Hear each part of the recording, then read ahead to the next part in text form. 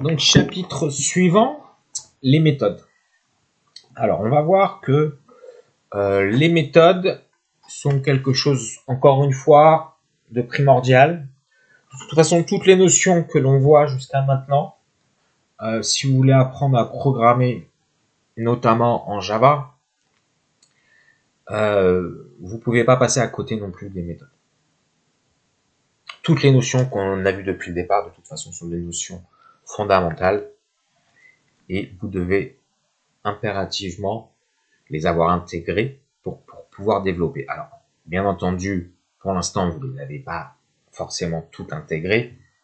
C'est normal, parce qu'il faut un peu de temps, de la pratique, etc. Mais vous devez en tout cas avoir compris ce que l'on a fait et vous allez voir qu'après, avec un peu de pratique, il n'y a pas de difficulté pour les mettre en œuvre. Alors, la notion de méthode. Ne jamais dupliquer de code en programmation. Alors, c'est une règle de base qui a quelques exceptions, mais on doit suivre cette règle le plus possible. Ce que l'on a vu d'ailleurs dans les exercices précédents. Pourquoi ne jamais dupliquer de code? Déjà, ça rend le programme long. Si on duplique du code à plein d'endroits dans le programme, ça le rend long. D'ailleurs, vous avez vu que dans certains exercices précédents, par exemple, pour afficher un tableau, on avait dupliqué du code parce qu'on avait besoin de l'afficher plusieurs fois. Donc, maintenant, si on devait faire la même chose, en fin de compte, on le ferait, mais en appelant une méthode qui ferait cette action. Difficile à comprendre, donc s'il est long, on a beaucoup de code, donc ça va être assez compliqué à comprendre. Et aussi, n'oubliez pas qu'on doit maintenir le code, c'est-à-dire qu'une application doit évoluer. Une application, on fait rarement une application, ce qu'on appelle one shot, c'est-à-dire que voilà, il y a un client qui vient, qui veut une application, on lui fait et c'est fini. On lui fait une application et lui, ses besoins vont évoluer. Donc l'application va évoluer. Si une application n'évolue pas, elle va partir à la poubelle. Généralement, une application dure 10, 15, voire plus longtemps. 10, 15 ans, 20 ans. Donc, on va avoir la possibilité de réutiliser des portions de programme. Donc, on va voir que méthode, pour l'instant, on parle aussi de fonction.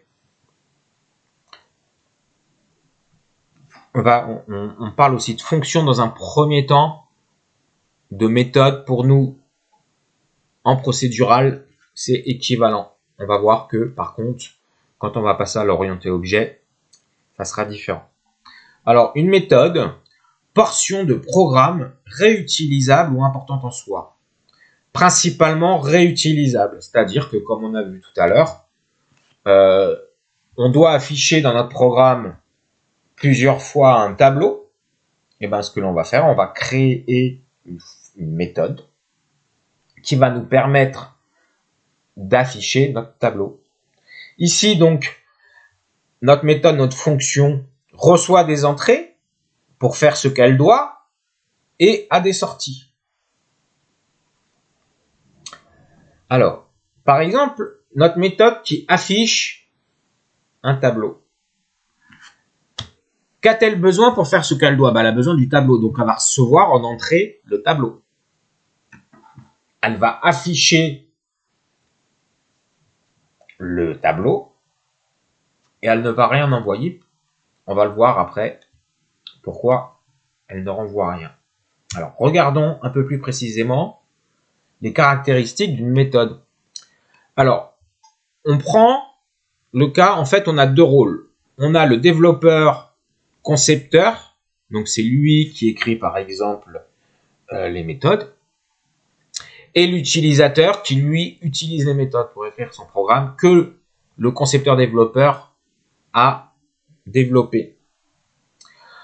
On a ce qu'on appelle entre les deux un contrat, un accord. En fait, ça correspond à l'entête d'une méthode. Imaginons que nous développions un programme qui doit souvent calculer la moyenne de deux réels. Donc, on va créer une méthode pour le calcul de la moyenne. Et ben, on va avoir une en-tête. Une en-tête, ici, double moyenne, entre parenthèses, double x, double y. C'est-à-dire que, en fin de compte, moyenne, c'est le nom de la méthode, ce qu'elle fait. Double x, double y, ce sont les paramètres que on doit lui passer pour qu'elle puisse calculer donc la moyenne de deux réels. Et double, c'est le résultat, c'est ce qu'elle renvoie. Alors, on a du côté du concepteur-développeur, en fin de compte, on a la méthode en question, c'est-à-dire on va exécuter du code à partir des paramètres. Et ce code-là est associé, encore une fois, à un bloc d'instruction. C'est-à-dire, quand on appelle la méthode, on exécute le bloc d'instruction avec des entrées, ici, A et B. Et on a l'appel à la méthode, d'accord, ici, qui est, l'appel se fait par le nom de la méthode en lui passant des valeurs. Ici, 2.4 pour A, 2.8 pour B. On va exécuter le bloc d'instruction et on va retourner le résultat qui est R. Alors, prenons un exemple, je pense que ce sera plus signifiant. Donc, on a notre méthode main. Alors, ici, private static scanner clavier est égal, c'est comme si on l'avait mis à l'intérieur, hein, ça ne change pas grand-chose. Au final, c'est comme si on l'avait mis là. On en parlera quand on verra ici ce que veut dire statique. Peu importe. Imaginez que vous l'avez à l'intérieur de notre méthode main. Ça ira très bien. On déclare après deux réels, note 1, note 2. On les initialise par bonne pratique. Puis, on va demander à l'utilisateur de saisir les valeurs de note 1 et de note 2. On va lire à partir du clavier. C'est ce que vous avez ici dans les deux instructions clavier.next double. D'accord? Et ce que l'on peut voir ici, on appelle la méthode moyenne. D'accord? Avec note 1 et note 2.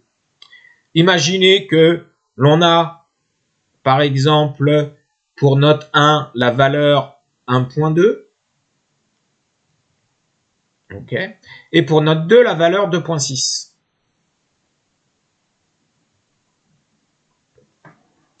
Et on appelle là le code de la méthode moyenne. Avec note 1 qui vaut 1.2, note 2 qui vaut 2.6. Alors, ce qu'il se passe, c'est-à-dire que quand on appelle la méthode, en fin de compte, la première chose à l'initialisation de l'appel de la méthode, x va valoir 1.2, la valeur de note 1, et y va valoir 2.6, la valeur de note 2, qui lui a été passée en paramètres.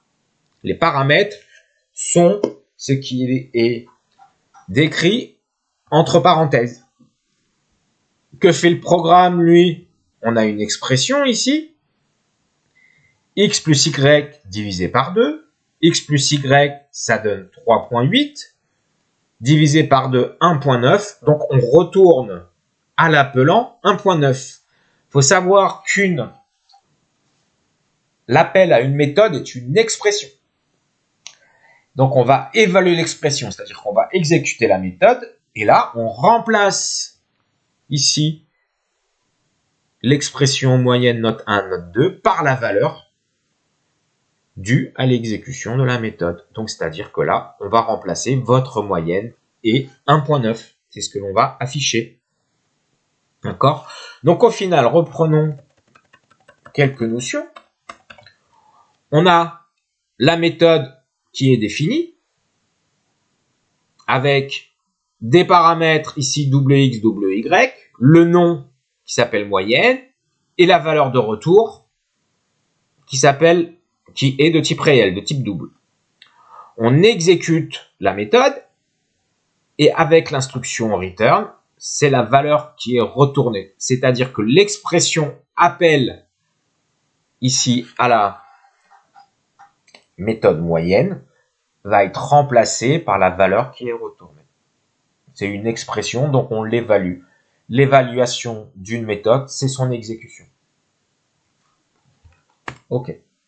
Alors, une méthode est une entité logicielle caractérisée par un corps. Le corps de la méthode, c'est ce que l'on va exécuter, c'est-à-dire ce qui est entre le bloc d'instruction, donc entre les accolades, correspondant à notre méthode. Un nom, pour nous, c'est la moyenne.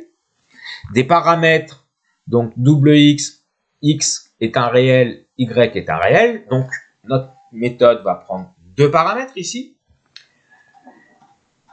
Et un type, le type de retour, que l'on peut voir là, qui est placé avant le nom de la méthode, donc double, d'accord. Et la valeur de retour, c'est ce que l'on renvoie au reste du programme, c'est-à-dire ce qui est le résultant de l'expression. D'accord? De l'évaluation, c'est le résultant de l'évaluation de l'expression. Comme on a vu précédemment, en fin de compte, quand on appelle la méthode moyenne, en fin de compte, on va remplacer dans le programme l'appel à la méthode par l'évaluation de l'expression, c'est-à-dire l'exécution de la méthode, comme on l'a vu dans l'exemple précédent. Alors, prenons un cas concret. On a notre méthode moyenne ici. Double, moyenne, double x, double y, comme on l'a vu depuis le départ. Et on va retourner x plus y divisé par 2. Ok. Alors, la première, et on fait l'appel ici, S est égal à moyenne, 1.5 puis 0.8, virgule 3.4 fois 1.25. Donc, la première chose que l'on va faire, c'est qu'on va évaluer les expressions correspondant aux paramètres qui sont passés. Donc, c'est-à-dire que là, on évalue l'expression 1.5 plus 0.8 et 3.4 fois 1.25, ce qui nous donne 2.3 et 4.5. Ok. Donc, on a calculé les deux valeurs pour les paramètres. Puis après, on évalue. Donc, ce que l'on veut, c'est évaluer l'expression à droite de l'opérateur d'affectation. Ok. Donc, on appelle la méthode. Là, on a évalué la valeur des paramètres. Et maintenant, on va initialiser x et y, c'est-à-dire que x va valoir 2.3 et y va valoir 4.25. Là, ça correspond à l'initialisation de l'appel à la méthode moyenne. Puis, on va exécuter le corps de la fonction, de la méthode ici. Donc, on exécute les instructions placées entre nos accolades. Donc, on va faire ici 1 x plus y divisé par 2.0, ce qui donne 3.275. Okay. Et l'on va donc remplacer l'appel à moyenne dans notre programme par le résultat 3.275, c'est-à-dire que S ici, pas Z, mais S, d'accord, va valoir 3.275. Ok. Rien de plus. Donc, ce qui est important à comprendre, c'est-à-dire que quand on exécute, on appelle la méthode. Donc ici, on a bien notre opérateur d'affectation. Donc, on va évaluer l'expression qui se trouve à droite de la méthode. L'évaluation de l'expression, c'est l'exécution de la méthode. Et on va remplacer, le résultat de l'évaluation de l'expression est renvoyé par le mot-clé return. Donc, quand on exécute notre méthode à l'initialisation de l'exécution, x va valoir ici la valeur qui lui est passée en paramètre, y la valeur qui lui est passée en paramètre. On exécute le corps de la fonction, on retourne une valeur qui dans l'appelant, on remplace donc cette valeur, donc l'appel à la méthode moyenne, par la valeur correspondant à l'évaluation de l'expression. Ok. Alors, les 5 étapes de l'évaluation d'un appel de méthode. comme on a vu, les expressions passées en argument sont évaluées. Ici, nos deux expressions correspondant aux paramètres. D'accord. Les valeurs correspondantes sont affectées aux paramètres, c'est-à-dire qu'à l'initialisation ici de l'appel de la méthode moyenne, on va affecter à x et y les valeurs passées en paramètres. Le corps de la méthode est exécuté, puis on va le résultat de l'évaluation de l'expression est défini par ce qu'il y a, l'expression qu'il y a après le mot-clé return, c'est-à-dire que là, on va le résultat, l'évaluation donc de l'expression donc de l'appel à la méthode, c'est le résultat x plus y divisé par 2. Donc cette valeur remplace l'expression de l'appel. Ok. Donc c'est-à-dire que là, regardez, z est égal à f y. On va initialiser x avec la valeur de y qui lui est passée en paramètre. Et cette expression f de y va être remplacée par ce qui l'évaluation de l'expression après return. Alors, là, c'est une notion qui est un petit peu plus complexe.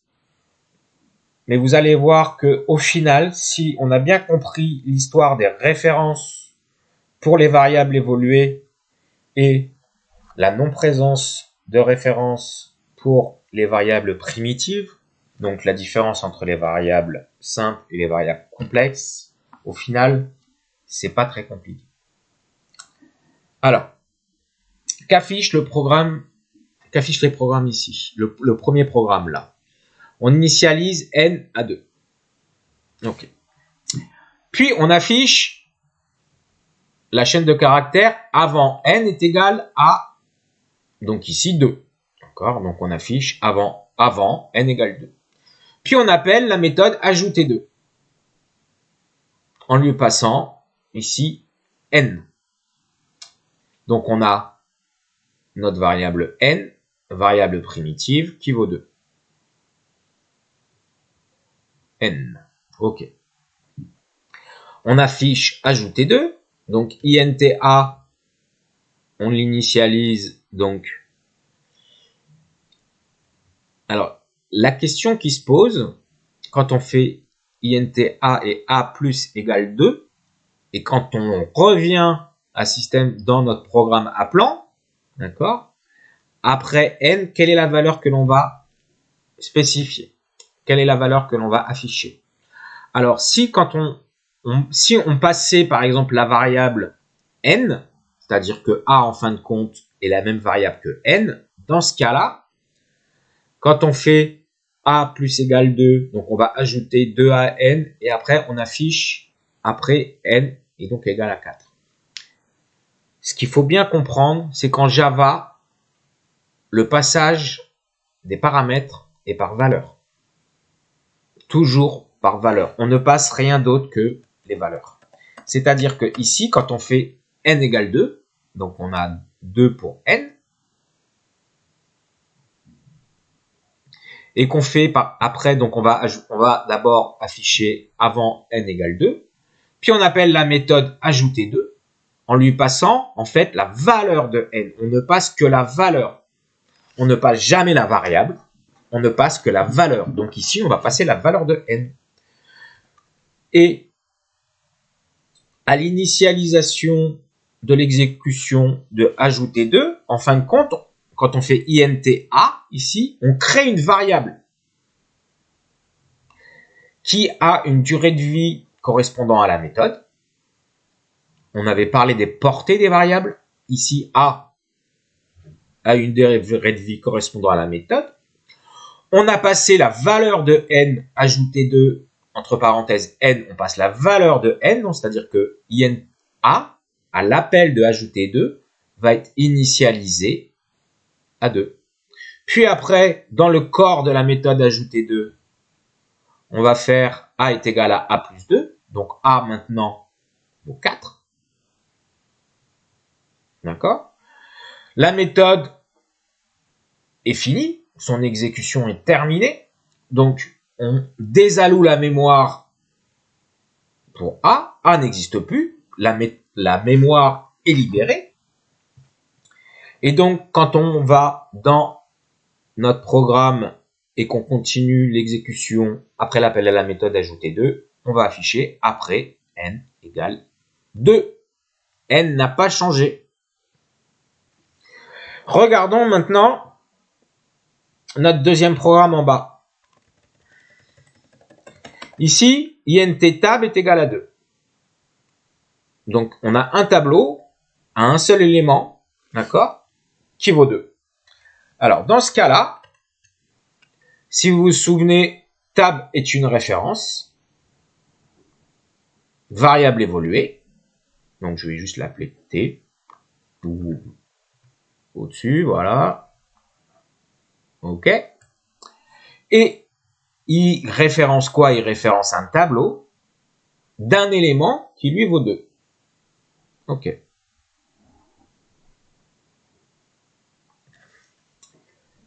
Donc, on affiche après, avant tab de 0 est égal à 2, tab de 0 c'est bien 2. Puis après, ajouter 2 et on lui passe la valeur de tab, donc la valeur de la référence. À l'initialisation de l'appel à la méthode ajouter 2, on a une variable x qui est une référence sur un tableau d'entier qui va être initialisée avec la valeur de tab. Donc, c'est-à-dire, on crée donc une variable x qui contient une référence sur un tableau d'entier, x, et qui est initialisée avec la valeur de quoi? La valeur de la référence de tab qu'on lui a passé en paramètre. Donc, c'est-à-dire que x, maintenant, référence bien notre tableau d'un élément.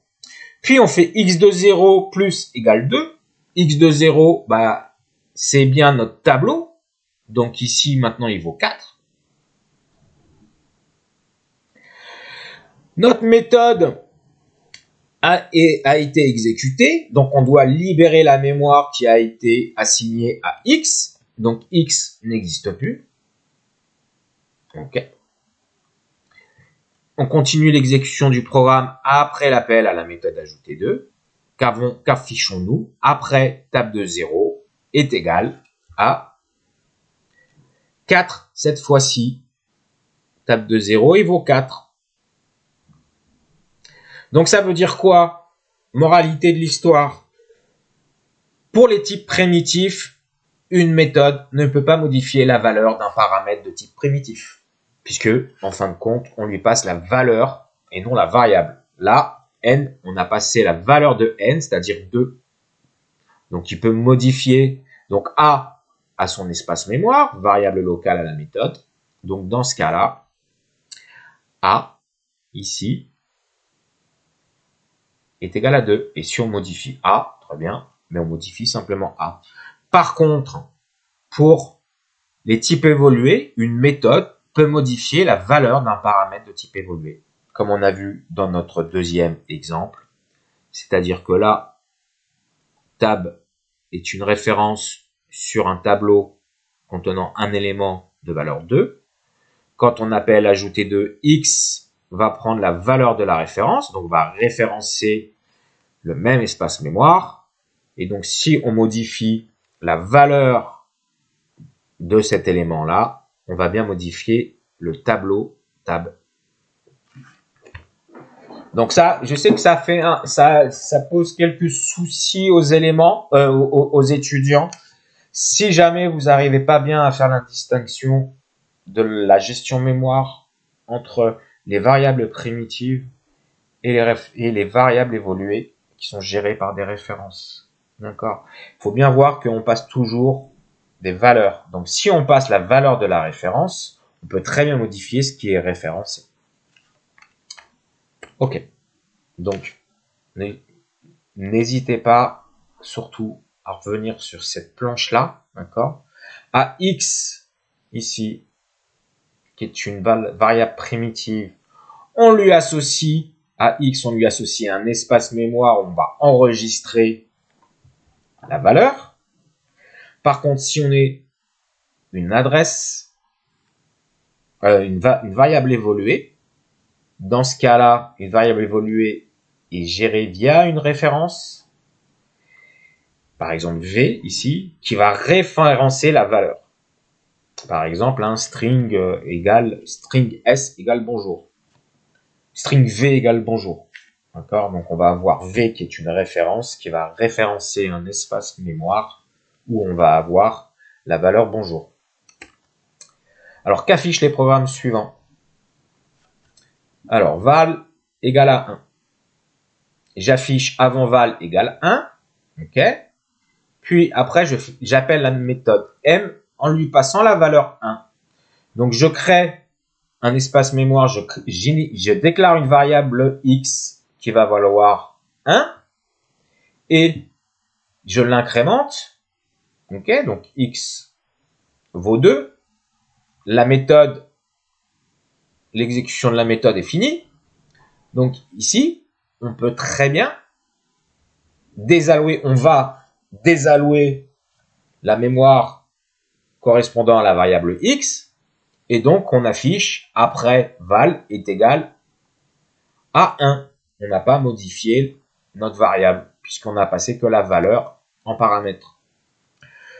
Allons à droite, tab est égal à 1, qui est un tableau d'entier. Donc tab, ok, référence un tableau de taille 1. Ok, donc on affiche avant tab de 0 est égal à donc 1. On fait m de tab, on passe la référence, la valeur de la référence tab. Donc là, à l'initialisation de l'exécution de la méthode m, on va créer une variable x qui est une référence sur un tableau d'entier, comme vous voyez, int crochet ouvert, crochet fermant. Ok. X. X, puis on l'a initialisé à la valeur de ma référence tab, donc c'est-à-dire que maintenant x référence le même espace mémoire. Maintenant, on va exécuter le code. X de 0 est égal à 100. Très bien. Donc maintenant, on va avoir la valeur de l'élément de notre tableau est égale à 100. On désalloue la mémoire pour x. La méthode s'est exécutée. Et par conséquent, maintenant, quand on continue l'exécution du programme, c'est-à-dire l'instruction systemout.println après -tab est égal à tab de 0, dans ce cas-là, on va afficher après tab de 0 est égal à 100. C'est bien ce que l'on a. OK. Alors, modification de la référence. Ici, int tab. On a un tableau dans le code, là, ici, modification de la référence. Donc, on crée un tableau tab d'un seul élément, comme tout à l'heure. Donc, moi, je l'appelle t, un seul élément, qui vaut 1. Et donc, t référence notre tableau d'un élément. Et donc, on affiche avant tab de 0 est égal à 1. On appelle la méthode m en lui passant en paramètre tab. OK. On initialise l'appel à la méthode, c'est-à-dire que on lui passe la valeur de tab. On va initialiser, on va déjà réserver l'espace mémoire pour notre référence x qui va référencer donc le tableau tab puisque à x on l'initialise avec la valeur de la référence tab. Donc ici on référence bien ce tableau. OK. Puis après on fait int t est égal à 100. Très bien, pourquoi pas. Donc int t est égal à 100, on déclare un nouveau tableau, donc t. une référence.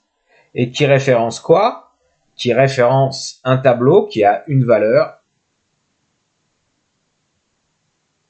d'accord, qui est 100.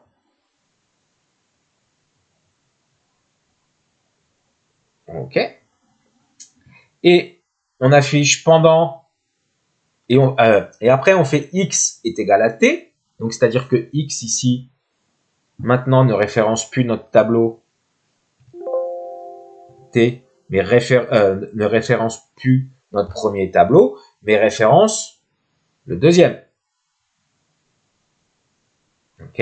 Alors là c'est bien tab, hein. Voilà, tab. Ok. Alors, ok. Puis on affiche pendant x de 0 est égal à donc 100. X de 0 il vaut bien 100. C'est bien le tableau qui est référencé par x. D'accord. On vient d'exécuter notre méthode M, donc on désalloue x, bien sûr, le paramètre, et on désalloue t qui est une variable locale à la méthode puisque il a été déclaré dans le bloc d'instruction de la méthode, donc on désalloue aussi notre variable t. Ok. On continue l'exécution de notre programme après l'appel à la méthode M. Donc ici, on affiche après tab de 0 est égal à 1. Il n'a pas évolué. Les modifications faites dans la méthode sur la référence elle-même ne sont pas visibles à l'extérieur de la méthode, ici, puisque on a bien modifié ici notre variable x, mais qui est une variable locale à la méthode. Le paramètre est une variable locale à la méthode. D'accord? Qui est initialisée avec la valeur qui lui est passée en paramètre. Ok. Alors, parlons un peu plus des méthodes. Alors, toute méthode est caractérisée par un nom, donc ici moyenne, des paramètres, une liste de paramètres séparés par des virgules, avec un identifiant, ici on a x et y, et pour chaque paramètre, on a le type et la valeur de retour qui est spécifiée juste avant la méthode. Alors, dans le cours, pour l'instant, on va sur notre méthode rajouter statique. D'accord, devant. Je vous explique pas pourquoi pour l'instant. C'est une notion qui est un peu plus avancée, donc pour l'instant, prenez-le comme ça, on le verra quand on fera l'orienté objet. Donc, n'oubliez pas de mettre devant la méthode le mot-clé statique. Ok. On parle d'en-tête de la méthode. D'accord, c'est-à-dire que si vous regardez ici, hein, là, on a l'en-tête statique, donc on void. Void, ici, ça veut dire qu'on ne renvoie rien. Ok. Void, on ne renvoie rien, c'est tout.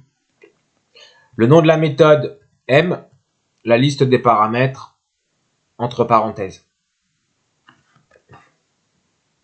D'ailleurs, public statique void main que l'on a depuis le départ, correspondant à le point d'entrée de notre programme, bah, c'est une méthode main. C'est la méthode principale. Elle a une liste de paramètres ici qui est un tableau de chaîne de caractères qui se nomme args, qui ne renvoie rien, void. Et on a aussi statique et public, on en reparlera un peu plus tard. Ok, alors définition d'une méthode. La définition d'une méthode sert à définir ce que fait la fonction. C'est-à-dire, on exécute le code correspondant. On parle de corps de la méthode, c'est-à-dire ce qu'il y a dans le bloc d'instruction. Donc le corps de la méthode est un bloc dans lequel on va pouvoir écrire du code. Et bien sûr, dans le corps de la méthode, on peut exécuter. Donc, on peut avoir accès aux paramètres de la fonction. Donc ici, pour nous, pour moyenne x et y. Et on peut très bien aussi avoir des variables propres à la méthode. La valeur retournée par la fonction est indiquée par l'instruction return. Return avec une expression. Ici, x plus y divisé par 2.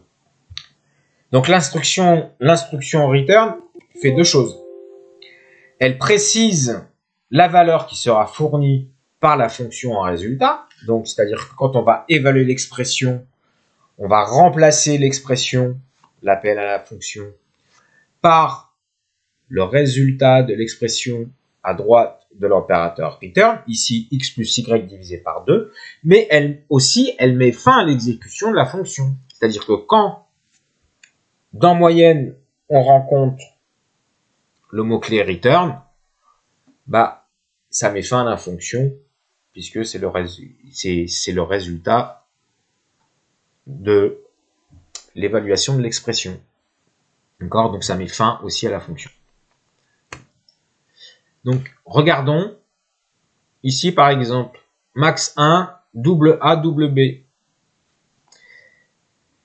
Si A, alors max 1, ça nous permet de calculer quel est le maximum entre A et B.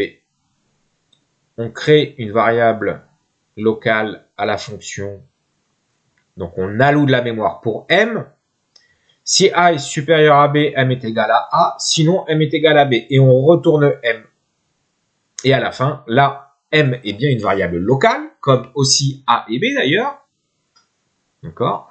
Et à la fin de l'exécution de notre fonction, de notre méthode max 1, dans ce cas-là, M, A et B sont désalloués. Donc on a ici dans notre fonction max 1, on a une instruction return. Mais on pourrait avoir, regardons max 2, ici on a deux instructions return. Si A est supérieur à B, dans ce cas-là, on retourne A et l'exécution de la fonction est finie. Par contre, si A n'est pas supérieur à B, dans ce cas-là, on retourne B et l'exécution de la méthode est finie. Mais dans ce cas-là, on n'a pas d'instruction après. D'accord? Donc, ça met bien fin aussi à l'exécution de la méthode. Le type de la valeur retournée doit correspondre au type de l'entête. C'est-à-dire que là, regardez, la B est soulignée en rouge, c'est-à-dire qu'on a une erreur. Pourquoi? Parce qu'on retourne un booléen, alors que le retour doit être de type double. C'est ce qui est bien défini ici. Donc, on a une erreur. Retourne doit être la dernière instruction exécutée. On ne peut pas écrire ce code-là, puisque system.out.println ne sera jamais exécuté. Return, c'est la dernière instruction exécutée, puisque elle finit l'exécution de la fonction, de la méthode. Donc, le compilateur doit être sûr de toujours pouvoir exécuter un return. Si on retourne quelque chose, on va voir que si on ne retourne rien, on n'a pas besoin d'avoir l'instruction return. On verra dans les planches suivantes. Ici, pourquoi? On lit à partir du clavier une valeur que l'on stocke dans n. Si n est égal à 0, dans ce cas-là, on va renvoyer n, la valeur de n, d'accord? Par contre, si n n'est pas supérieur à 0, bah là, on retourne rien. Vu que là, le retour est de type double, on doit obligatoirement renvoyer ici une valeur, un réel, d'accord? Et donc là, si n n'est pas supérieur à 0, on retourne rien. Donc là, on a une erreur dans notre méthode. D'ailleurs, on voit bien que lire est souligné en rouge. On peut très bien avoir des méthodes sans valeur de retour. Okay. On l'a vu tout à l'heure, void ici. C'est-à-dire que la valeur de retour, en fait, on va la spécifier comme étant void. C'est un type particulier pour dire que on ne retourne rien. Ici, par contre, regardez, on peut très bien avoir return virgule. On finit, on ne retourne rien, très bien, mais on finit l'exécution de la fonction si A est inférieur à 0,0. Okay. Si A n'est pas inférieur à 0,0, bah, par exemple, on va afficher la racine carrée de A. Math SQRT. Alors, regardons vite fait. On va faire une petite démo. Classe, principale fonction. On va mettre méthode. Comme ça, on va utiliser directement le vocabulaire orienté objet. OK. Donc ici, par exemple, donc math.sqrt. OK. Si vous regardez aussi, donc math, c'est des utilitaires. Si on va regarder, donc vous avez des cosinus, des sinus, etc. Racine carrée et autres. D'accord. Donc c'est une classe, encore une fois. On verra plus tard ce que ça veut dire. Et ici, on a des méthodes. D'ailleurs, vous voyez, elles sont toutes statiques. On y reviendra bien sûr sur statique. Et là, c'est des méthodes mathématiques qui nous permettent de faire des calculs mathématiques. Alors, revenons à notre cours. OK. On peut très bien aussi avoir des méthodes sans paramètres. D'accord. C'est-à-dire que là, regardez. Donc là, pareil, hein, private statique, clavier. Donc, on déclare une variable clavier de type scanner qui va nous permettre de lire au clavier. Et intval est égal à saisie entier. Et vous voyez que les paramètres sont... Il n'y a pas de paramètres, les parenthèses sont vides. Donc on appelle saisie entier. Saisie entier, on exécute donc le bloc d'instruction. On déclare une variable i, variable locale à la méthode saisie entier. Entrer un entier, on affiche la chaîne de caractères et on lit un entier au clavier. Et on le stocke dans i. Et on retourne i. Donc c'est-à-dire que, par exemple, imaginons que ici i vaut 2. J'ai saisi 2 au clavier. Donc je retourne 2.